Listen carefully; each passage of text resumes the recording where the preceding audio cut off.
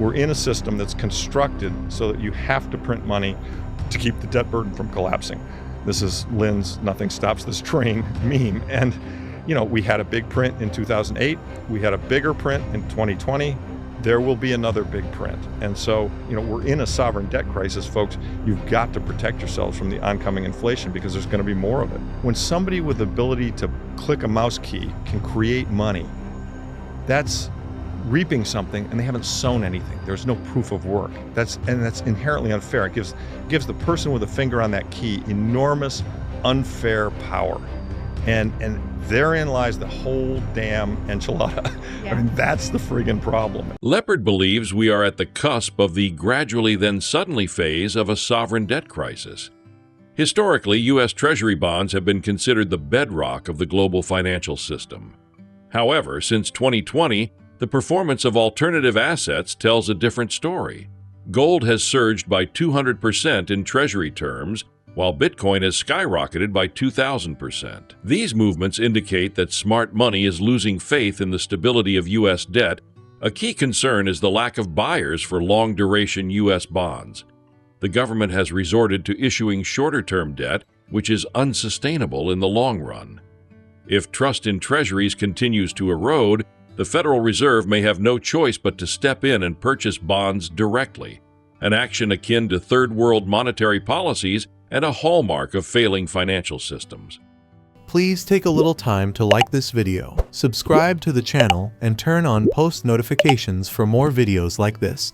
You can also check out our other videos on cryptocurrencies and the overall digital asset space and drop your comments and observations in the comments section below.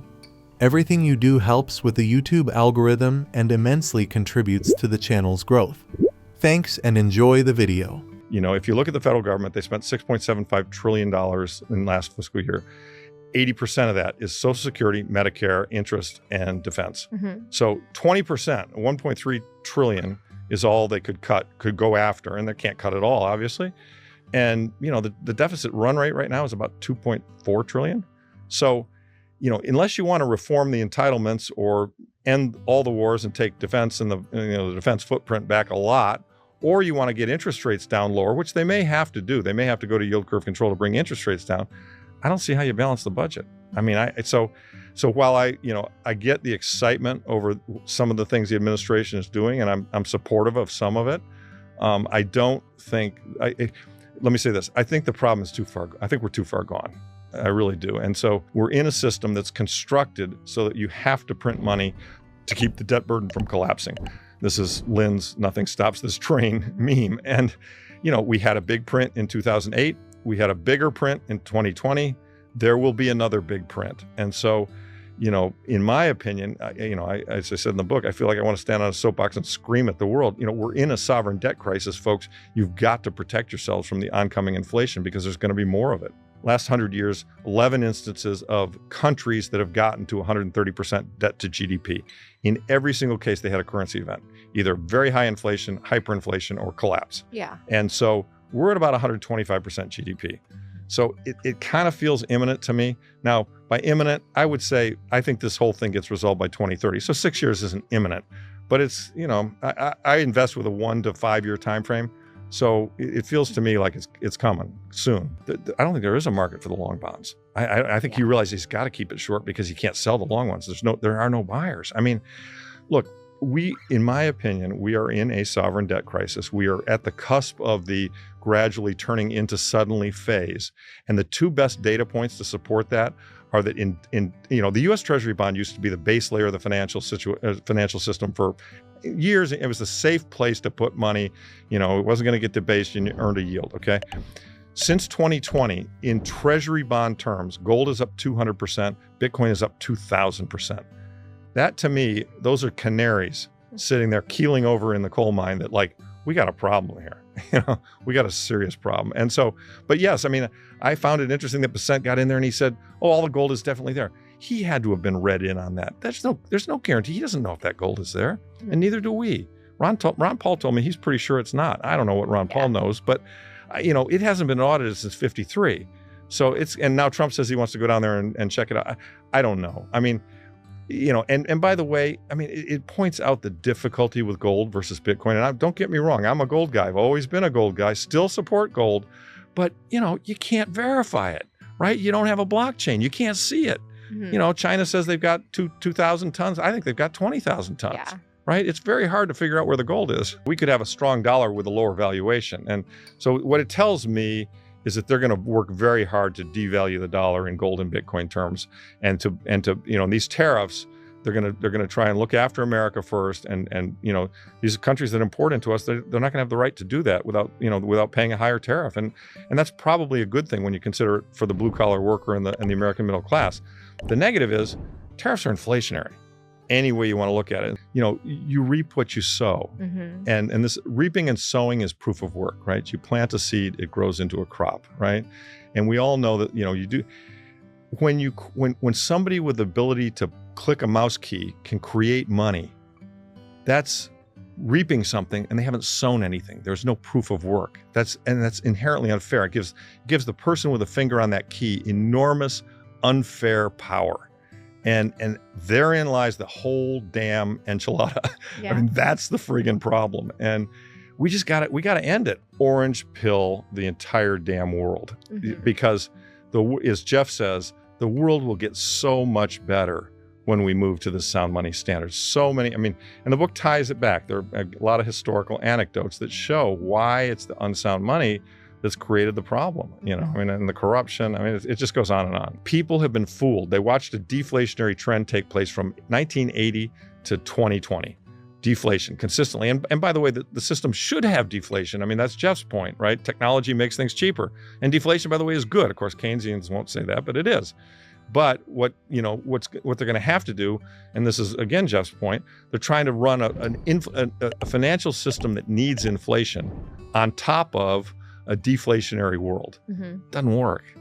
It just doesn't work. And so I'm going to bet on the deflationary world winning and the financial system getting radically transformed so that we're going to, in 10 or 15 years, be on a full Bitcoin standard. Lepard envisions a future where Bitcoin emerges as the dominant monetary system.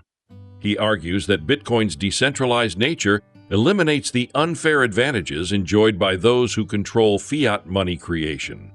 A transition to a Bitcoin-based economy would restore fairness, ensuring that no entity can manipulate the money supply for personal or political gain. He makes a case for the importance of decentralization, emphasizing that the current financial system is rigged in favor of elites. I truly believe that the average American, and I truly believe that the founding documents of this country, the underlying premise is it's a game. And we know that some are more talented than others and they will thrive versus others. And that's the way life is. You can't, not everybody's equal. But what we all want is we want fair. And what we don't have now, we have is unfair. The people in power have rigged the game. And so, for those who argue for collectivism, I would say you really don't want that, because who's going to run the collective? And, maybe this time it's a good team you like, but maybe the next team you don't like, right?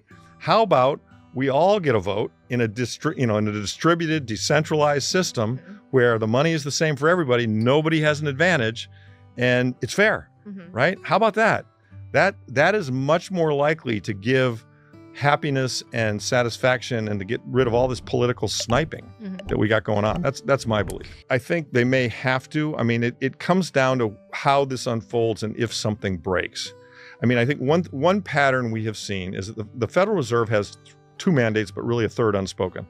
The two Fed mandates, as in the 78 Act that they passed, are, manage towards full employment and price stability. And of course, they've come to define price stability as 2%, which is a lie. But for the sake of argument, that's what they're supposed to be doing. The third mandate that they've talked about a lot and acted on, but it's not written in the law, is what I call, functioning financial markets. And so, and the math would suggest that you cannot grow GDP at 8% a year, grow debt at 8% a year and grow GDP at 4% a year without eventually that widened gap creating discomfort and a break in the financial markets. That's Hirschhorn's point of 130% debt to GDP. And so when that occurs, everything's off the table. There was a Powell pivot in 2019. Powell tried, when Powell first got into office, he actually tried to tighten. He wanted to go back to a smaller balance sheet. And, the bond market threw up on it and said, no way. And he had to pivot. right? And then COVID came along, and there was a crisis there, and they pivoted again. And in 08, they pivoted. I mean, if we see the markets indicating that there's true failure in the financial system, they've only got one tool, Natalie. The tool is the printer, and they're going to just run it hot. And so whether it's ZERP or, maybe they take it to 3 or 4%, who knows? But we know they have to create more monetary units mathematically, or else the thing collapses. That all depends on how things unfold. I mean, if they unfold in the way I'm describing, where we have another crisis, you can be sure that they will take rates down, and Trump and Bessent, to their credit, I'm not sure how they're going to do it, but they have said they want lower interest rates. Now, okay, fine. And that may actually, and Groman even says, that may actually be called for. I mean, lower interest, but one thing is for sure, if they get lower interest rates, they're going to get more inflation, because, today you're really not, I mean, that's the other thing. The book talks about how the inflation numbers are doctored, right? I mean, they're a joke, right? I mean, we all know inflation's not 3%. I mean, go to the supermarket, right? I mean, go look at your car insurance bill. Look at anything. It's not 3%. Look at your healthcare. So, eventually, and these are the three things I watch. I watch the price of gold. I watch the price of Bitcoin, and I watch the bond market. And so we'll know there's a problem if the 10-year goes over 5%. Because the last time the 10-year went over 5% in the fall of 2023, 12 Fed governors came out within 3 weeks and said, well, the rate hiking cycle's over. Right. They had to talk it down. They cannot live with high interest rates. And eventually, if enough people lose confidence in the bond market, what's going to happen, this is the debt, death, doom loop that I know you're going to talk about, James, with next, that they'll basically, the Fed will have to buy the bonds. And that's third world behavior. That's printing money to pay for your debt. Right. And you start down that path, and pretty soon the entire bond market is going to look at the Fed and say, sold to you. Right. I mean, and the entire, 36 trillion sold to the Fed, and the Fed's got a $7 trillion balance sheet. That's not going to work. Right. Yeah. I mean, they've basically been doing that stealthily through the banking system. Well, they've got the banks doing it, and they'll change the SLR so that the banks can do more of it. And the reverse repo game, Yellen played that like a fiddle. And I mean, Yellen and Biden left the new administration with just a big pile of shit. I mean, and I really applaud what the new administration is trying to do in terms of looking out for America first, and not the bond market first, and not Wall Street first. I mean, looking out for blue collar workers, because they're the people who've been screwed. But, how he's going to play these cards, it's tough. The Federal Reserve faces an impossible dilemma. If it continues raising interest rates, the financial system will break. But if it lowers rates, inflation will spiral out of control. The bond market will be the ultimate indicator of the crisis. If the 10-year Treasury yield surpasses 5%, the Fed will be forced to intervene aggressively. Lepard points to the concept of the debt doom loop, where rising debt leads to increased money printing, which in turn devalues the currency. As trust in the system erodes, investors will flee to hard assets like gold and Bitcoin. He warns that if the Fed becomes the primary buyer of U.S. bonds, confidence in the dollar will collapse entirely. Please like and subscribe.